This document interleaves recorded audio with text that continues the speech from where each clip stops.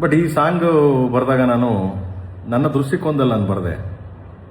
ಒಂದು ಬಾಟ್ಲು, ಒಂದು ಉಪ್ಪಿನಕಾಯಿ, ಸೊ ಇದನ್ನ ಕಂಟೆಂಟ್ ಇಟ್ಕೊಂಡು ನಾನು ಬರೆದೆ. ಒಂದು ವರ್ಡ್ನ ತೆಗೆದು ಹಿಂದೆ ಹಾಕ್ಬೋದಾಗಿತ್ತು, ಬಾಟಲ್ನ ಮೇಲೆ ಎತ್ತಿ ಅಂತ ಹಾಕ್ಬೋದಾಗಿತ್ತು. ನನಗೆ ಕುತೂಹಲ ಇರಲಿ ಅಂತ ತಗೊಂಬಂದಲ್ಲಿ ಎಂಡಲ್ ಆಗ್ತೆ. ಯಾಕೆ ಕುತೂಹಲ ಇರಲಿ ಅಂದರೆ, ಒಂದು ಸಾಹಿತ್ಯ ರಚನೆ ಮಾಡಬೇಕಾದ್ರೆ ಒಬ್ಬ ಸಾಹಿತಿ ಹಂಗೂ ಮಾಡ್ಬೋದು ಹೀಗೂ ಮಾಡ್ಬೋದು ಅಂತ, ಅದನ್ನು ನಾನು ಒಲಗರ ರೀತಿಯಲ್ಲಾಗಲಿ ಬೇರೆ ಯಾರಿಗಾರು ನೋಯಿಸ್ಬೇಕು ಅಂತ ಆಗಲಿ, ಯಾರಿಗೂ ತೊಂದರೆ ಕೊಡಬೇಕು ಅಂತಾನೆ ಆಗಲಿ, ಯಾವ ಉದ್ದೇಶಕ್ಕೂ ಮಾಡ್ದೋನಲ್ಲ ನಾನು.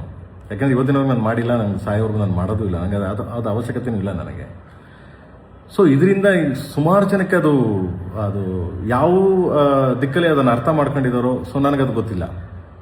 ನನ್ನ ಅರ್ಥದ ಪ್ರಕಾರ ನನ್ನ ಬರೀಬೇಕಾದ್ರೆ ನಾನು ಈ ಅರ್ಥದಲ್ಲಿ ಅದನ್ನು ಹೇಳಿದೆ.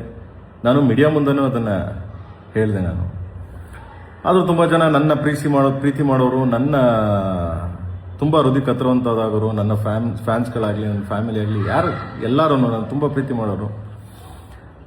ಸೊ ಕೆಲವ್ರಿಗದು ಹರ್ಟ್ ಆಗಿರ್ಬೋದು, ಕೆಲವ್ರಿಗದು ನನ್ನಿಂದ ಪ್ರೇಮ್ ಈ ಥರನ, ಪ್ರೇಮ್ ಹಿಂಗೂ ಬರೀತಾನ ಅಂತ ಕೆಲವರೆಲ್ಲ ಕೇಳಿದ್ರು.